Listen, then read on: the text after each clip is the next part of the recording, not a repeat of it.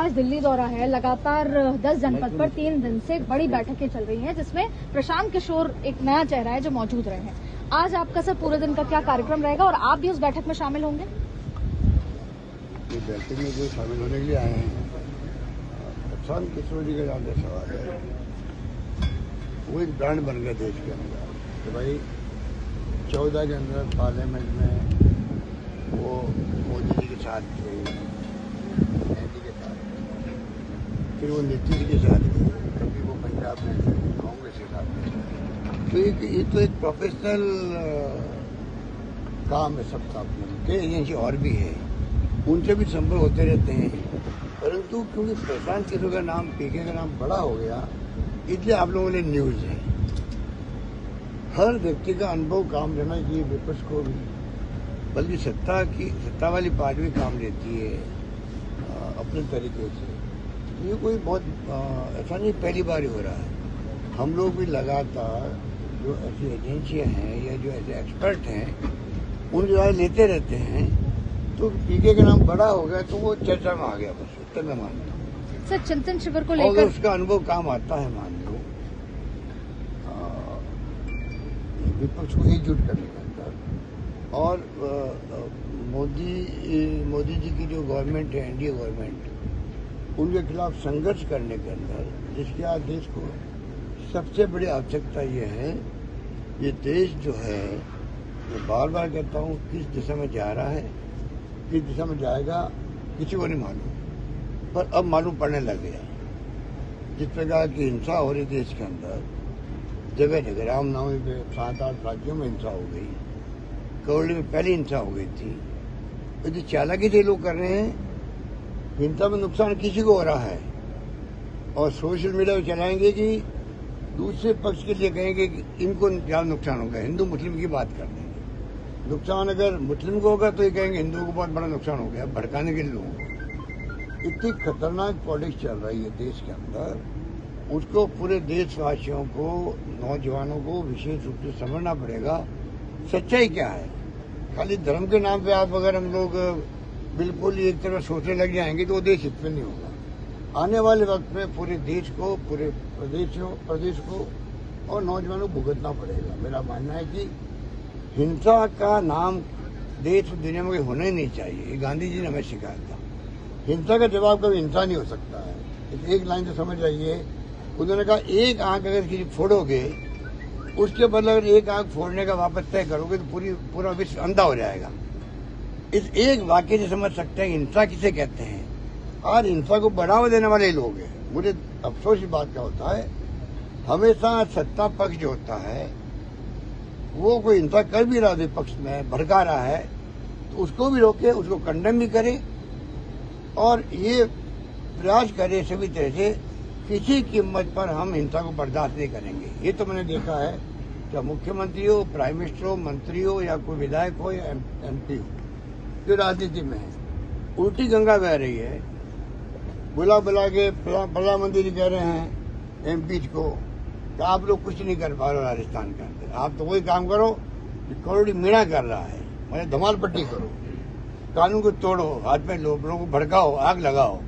ये अगर प्रधानमंत्री जी कह रहे हैं, मैंने जो सुना है, सच्चे आप मालूम कीजिए, आप मीडिया वाले हो, कि आप करोड़ी मीणा कर रहा वो कीजिए, तो आप सोच लीजिए करोड़ी मीणा क्या कर रहा है। नंबर 1, कल जेपी नड्डा साहब ने बुलाया यहाँ पर लोगों को, अगर वो ये कहे कि देखिए अशोक गहलोत जो है बहुत अटैक कर रहा है प्रधानमंत्री जी पर और गृह मंत्री जी पर कर रहा है, आपको चाहिए कि आप उनके ऊपर इतने अटैक करो, इतनी धमालपट्टी करो उनके खिलाफ में, व्यक्तिगत हो चाहे कैसी भी हो, जिससे कि वो अपने जवाब देने में फंस जाए। तो प्रधानमंत्री जी और गृह मंत्री जी भी अटैक नहीं हो।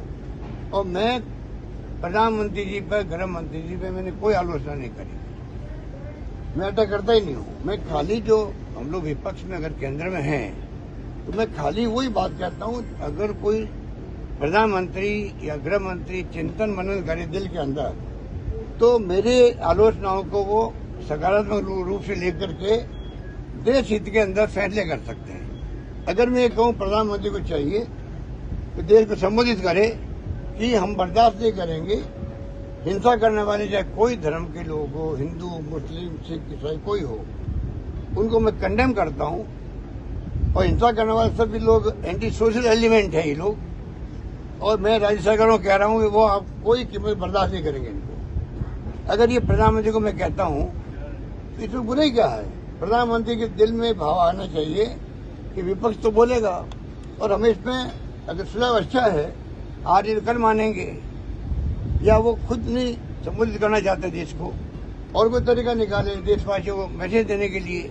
तो मेरी समझ के पर है कि अगर मैं गृह मंत्री के बारे में या प्रधानमंत्री के बारे में मैं कोई बात बोलता हूँ तो भी तो डिग्निटी बोलता हूँ। मैं प्रधानमंत्री पद की डिग्निटी को, गृह मंत्री की डिग्निटी को जानता हूँ क्या होती है। क्या सरदार पटेल बैठे थे, आज क्या हो रहा है? गृह मंत्री जी खुद ही सरकार गिरा रहे हैं और वही हॉस्टलिंग करके मध्य प्रदेश में, राजस्थान में कोशिश कर ली, महाराष्ट्र में, झारखंड में। ये डेमोक्रेसी है क्या?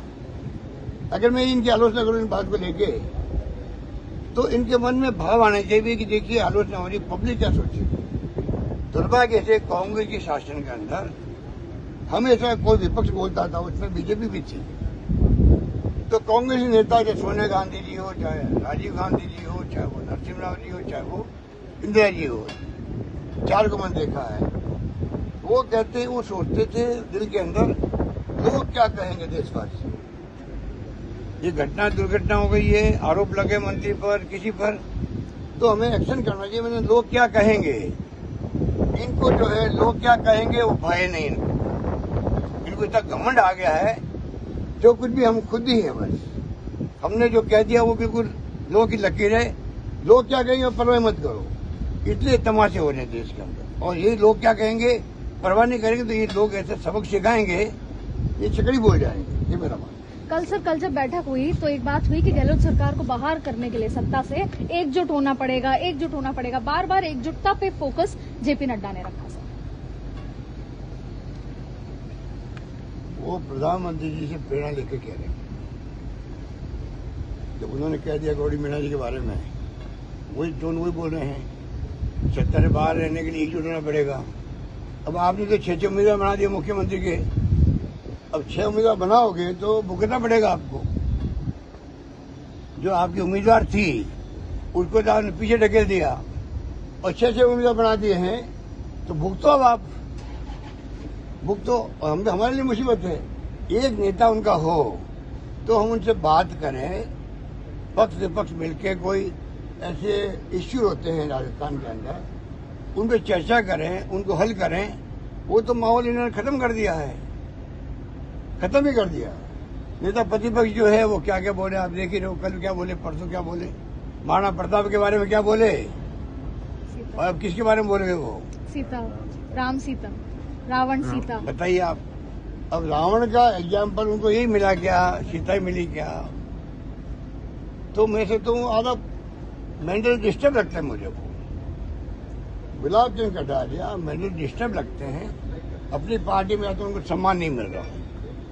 कुछ कारण जरूर है। जब वो भभक जाते हैं, जब मीडिया के सामने आते हैं तो ऐसे शब्द काम लेते हैं, चाहे मेरे बारे में हो, चाहे और नेताओं के बारे में हो। कोई सोच नहीं सकता कि ऐसे शब्द काम दिए जाते हैं क्या। पर गुलाब चंद कटारिया जी का मैं व्यक्तिगत रूप से सम्मान करता हूँ। बहुत बुजुर्ग हैं, चाहे वो RSS के कैडर के आदमी हैं, और उनकी बोली चाली जो है उनको मैंने कई बार समझाने का प्रयास भी किया। आप एक लिमिट के आगे मत बढ़ो, बिलो द बेल्ट हिट मत करो। पर वो चूक ही नहीं सकते। महाराणा प्रताप के बारे में क्या क्या बातें बोल दी, क्या राजस्थान के लोग भूल सकते हैं उनको? कितना गुस्सा राजस्थान लोगों में है, कोई कल्पना नहीं कर सकता। विशेष करके राजपूत कम्युनिटी के अंदर, छत्तीस कौम के अंदर। वही बात रावण सीता की बात हो गई। क्या हिंदू लोग इस बात को बर्दाश्त करेंगे क्या? हिंदुत्व की बात करते हैं, राष्ट्रवाद की बात करते हैं। इनका राष्ट्रवाद चुनाव जीतने के लिए है, इनका हिंदुत्व चुनाव जीतने के लिए है। हमारा हिंदुत्व धार्मिक भावना के आधार पर है। हम सबको गर्व है कि हम हिंदू है।